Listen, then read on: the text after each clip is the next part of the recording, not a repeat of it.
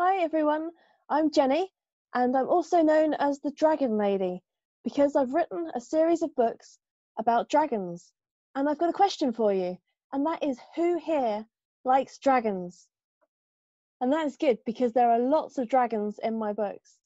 And the books are called Sammy Rambles, and there are 5 books in the series. It follows Sammy Rambles and his friends Dixie Dean and Darius Murphy through 5 years at the Dragon School. And everyone gets a dragon egg on their first day at the new school.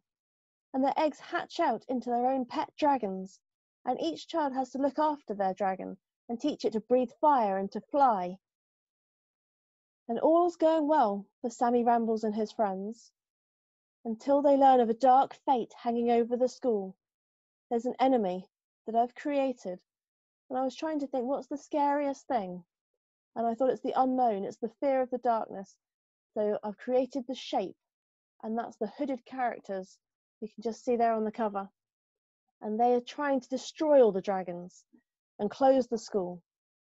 And it's up to Sammy Rambles and his friends, to Dixie Dean and Darius Murphy, to work together to learn the new skills, the magical powers, and to try and solve the problem of who the shape are, why they want to destroy the dragons, can they be stopped, and ultimately, should they be stopped?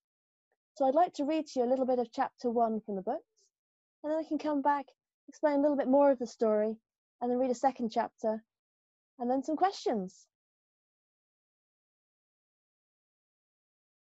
And chapter 1 is called The Rat Catchers. It was a warm, sunny July afternoon outside Rattlesbury School for 7 to 11-year-olds. In the music hall, there was the sound of the school choir practicing for a concert on Saturday, and the rustle of papers in the 5th-year classrooms as the old pupils turned over their end-of-year exam papers. Birds sang in the trees outside, and there was a faint sound of the school gardener mowing the sports field beyond the gymnasium. Outside, it was a very peaceful afternoon. Inside the science building, however, things were very different. A group of boys and girls from the top year were exercising their out-of-class privileges and were chasing a small blonde-haired boy wearing a torn white shirt and mud-stained trousers along the long corridor on the ground floor. When they were caught later, they would accuse the boy of breaking the rules and running away. The teachers knew they had a problem with Rattlesbury's out-of-class privileges getting out of hand. They knew these students called themselves the rat catchers, empowering themselves to police the school. They also knew the rat catchers terrified the younger students into giving them lunch money, homework answers, anything the rat catchers fancied. In turn, the rat catchers knew on the last day of term the teachers could do absolutely nothing about it. At the end of the corridor, the boy ran faster down the narrow hallway. Notices flew off the notice board as he brushed past. A group of youngest pupils in the school leapt aside as he ran past. "Get him!" yelled one of the rat catchers. "Don't let him get away!" The boy dragged the glass door open and ran, puffing, out of the science building. The rat catchers were about 20 paces behind him, shouting about how they would take his school bag, his money, even his shoes and socks. The boy ran faster than ever, the school gates in sight. A large green Range Rover was parked on the curb, next to the other cars where mothers and fathers were waiting for their sons and daughters. The boy jumped the 3 steps down to the gate and heaved open the passenger door. "Hello, Sammy," said the woman in the driver's seat. "We have to go, Mum," said the boy with the dirty blonde hair. "Please." The woman gave her son the same concerned look she had given him the day before. She pulled the gear stick out of park and swung the car off the curb. The suspension creaked as they joined the road. The boy looked back in the mirror. The rat catchers were at the school gates, shaking their fists.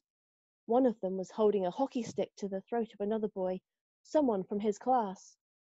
Another rat catcher held up a school bag, the contents scattering onto the floor. "I have to leave that school, Mum," said the blonde-haired boy. "I have to go." "I know, Sammy," said the woman. "I know." And that was chapter 1 of Sammy Rambles and the Floating Circus. And I was actually writing these books in pen and paper by hand and every spare minute that I had. So I would wake up early and write. I would stay up late and I would write. If there was a quiet moment in my lunch hour at work, I would be writing. In fact, I was writing literally every minute of the day, and I ended up with about 11 A4 notebooks, all with my handwritten notes. And then I typed it all up and spell checked it and proofread it and tried to get the agent and tried to get a publisher.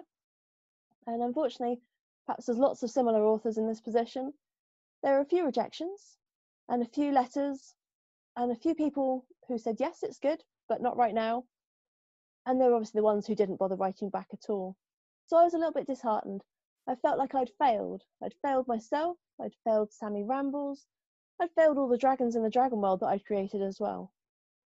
And so I put it all on the back burner and I waited. And then I thought, well, actually, I want to try again. And the second time, perhaps time had moved on and there are places where you can get your books published, but they wanted £5,000 and I didn't have that money. So again, I put it on the back burner. I felt like I'd failed. I'd let Sammy Rambles down. I'd let myself down. And I thought, well, that's it. Dream's over. I'm never going to get my books in W.H. Smith's, not in Waterstones. It's not going to happen.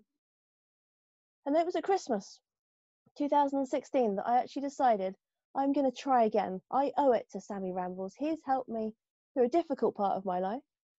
And he has helped me. So now I am going to try again. I'm going to persevere and I'm going to make sure that I self-publish these books. And so time's moved on.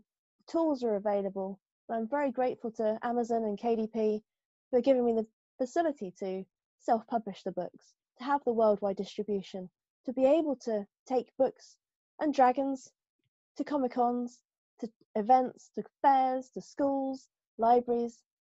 We've been on a massive journey together with the dragons and myself. And so, I'd like to read to you my favourite chapter in Sammy Rambles and the Floating Circus. And this is chapter 5, which is called The School Tour.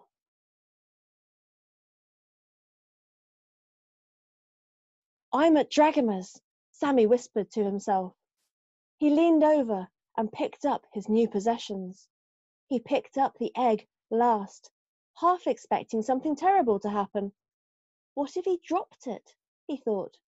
Not that he was careless, just curious, like most boys his age.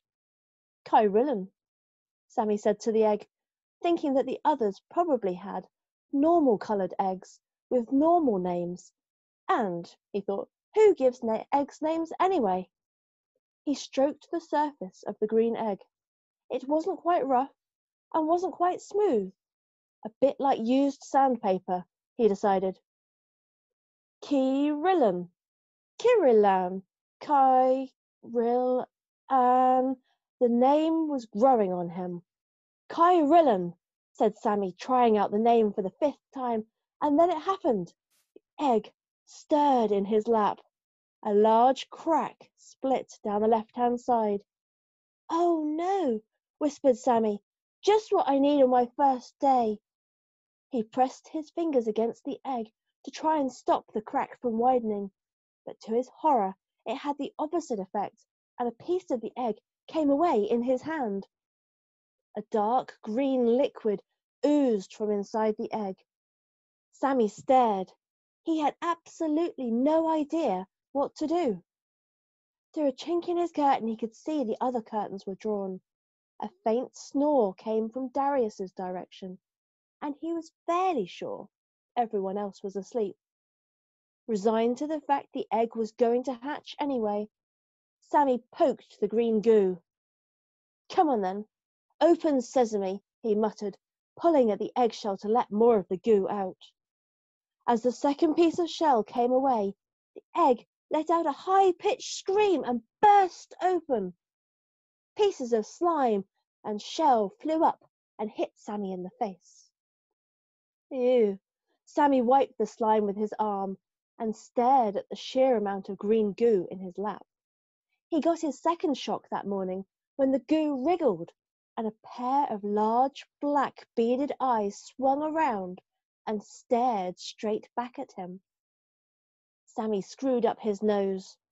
As well as covering him in green slime, the egg stank. He guessed it was a deterrent to predators. Sammy looked up and he saw 4 wide-eyed, open-mouthed faces staring at him. "That's amazing," said Darius. "How come mine hasn't hatched?" said one of the dark-haired boys that Sammy thought was probably Gavin. "Awesome," said Toby. "Amazing, awesome, it's my first day. I'll be in trouble. I'll get sent home or something," said Sammy, staring at the green slime. The boys burst out laughing. "You must have bonded straight away," said Darius. "It's really rare. Most eggs don't hatch for at least a week, and that's only with lots of petting and stroking." Darius leaned closer to look at the goo. "He must really like you."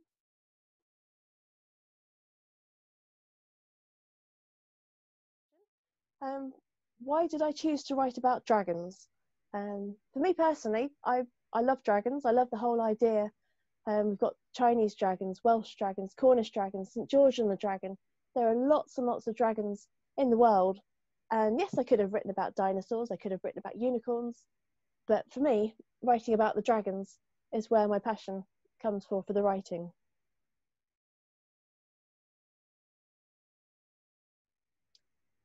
And if I wasn't an author or wasn't a writer, what would I be? And I get asked this question quite a bit. And the honest answer is it's actually taken me quite a while to be happy with what I'm doing myself. And so I don't think I would actually change anything. I've had to jump through lots of hoops to get here, but I'm actually happy where I am now. So I wouldn't actually change places with anyone right now.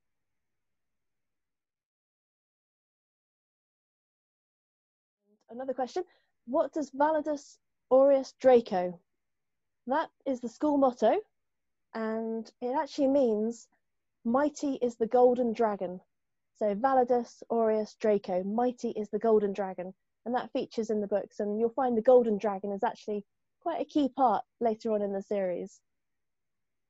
Okay, thank you very much for listening. So I'm Jenny, I'm the Dragon Lady, and I've written the series of books, Sammy Rambles and the Floating Circus, and there are 5 books in the series, and I've also got the dragons that are available as well. So I can point you towards the website sammyrambles.com, and I'd love to hear what you think. Thank you.